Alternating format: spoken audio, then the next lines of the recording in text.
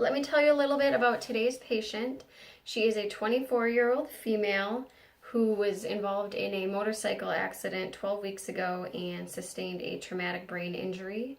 Upon arrival, she was comatose, and a CT scan revealed a contusion to the right basal ganglia, a skull fracture, and a contusion to the left frontal area. She had a lot of setbacks and health issues that happened during this whole rehabilitative process. Was in the hospital, back in the rehab facility, hospital, back in the rehab facility. So 12 weeks later, she's doing great.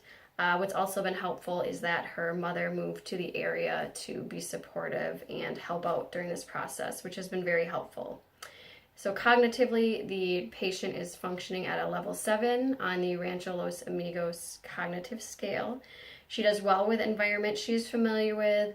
She does well with daily routine, and she does have carryover for new learning, just a little bit delayed rate. As far as sensation goes, she's lacking sensation in her left upper extremity. She has decreased sensation and proprioception in her left lower extremity. She has a bilateral extensor tone in her lower extremities, and a flexor tone in her left upper extremity. She also has associated reaction, so if she gets, there's a stressful situation, sometimes it kind of leads her arm to do this position. So you might see some of that today as well. She has good sitting balance and fair standing balance. She is supervision for rolling in bed and moderate with supine to sit and sit to stand. So as far as an activity limitations go, the one that I felt was the most important to address was gait. Patient is very young, 24, and she's doing very well so far. We do have her walking a little bit, but she does need a lot of assistance for that. So it's important to address some pre-gait activities today.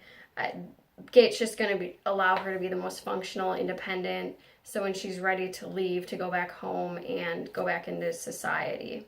So to address gait, we had to address a few impairments. The first major impairment is the bilateral extensor tone of the lower extremities. This is kind of preventing her from doing her bed mobility, her transfers, her standing, and her walking.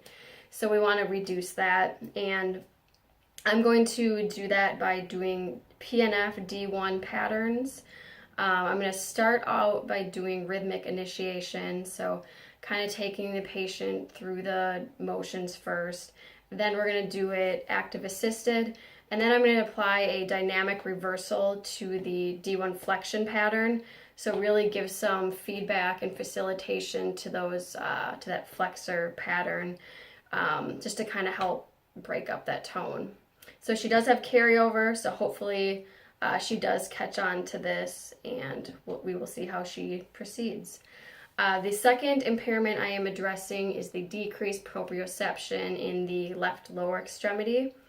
Why this is important, really important for standing. If you can't really feel the ground or where you're going or have an idea of where your body is, that's not very helpful, and we need to really increase that proprioception for her balance and her body awareness. So to do that, she is going to be in modified plantigrade, and we're going to do some different weight shifting activities, some side to side, some forward, backward. The good thing with modified plantigrade is it forces her to approximate both her lower extremities and her upper extremities, all of which have different tones going on, so that approximation will hopefully help to reduce some tone. So, thank you.